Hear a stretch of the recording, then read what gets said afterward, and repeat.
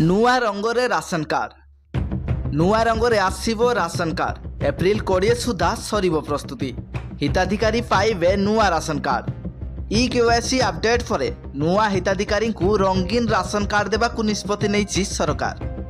जिला ब्लॉक स्तर रे हिताधिकारी को नुआ राशन कार्ड बंटन करा जिवो। नुआ सरकार रे नुआ रूप रे आसिबो राशन कार्ड रंग बदलिबो ढंग भी बदलिबो। लैमिनेशन सह रंगीन राशन कार्ड पाइबे हिताधिकारी। एप्रिल 20 सुधा नुआ राशन कार्ड प्रस्तुति पाई जिलापाल को निर्देश दिया जाइछि।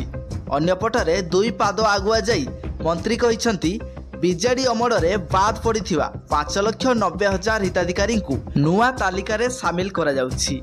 एबे भी 25 लाख हिताधिकारी केवाईसी अपडेट करि नाहंती। तेणु सर्वे सरिबा भितरे आवेदन करबाकू परामर्श देइछंती मंत्री। समस्त योग्य हिताधिकारी को कार्ड मिलिबा नै मंत्री आश्वस्त करथिले मध्य वास्तव चित्र किंतु संपूर्ण भिन्न।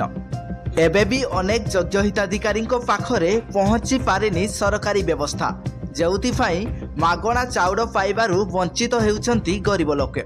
अन्यपटे कार्ड रंग परिवर्तन और नुआ हिताधिकारी तालिका को नहीं सरकार को घेरी विरोधी। दलीय भितरे कार्ड न बांटिबाकू चेतई देइछंती बीजेडी।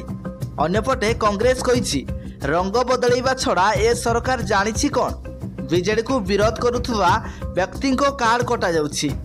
विरोधी को अभियोग भितरे केवाईसी अपडेट परे प्रथम थर पई आसीबो नुआ हिताधिकारी तालिका।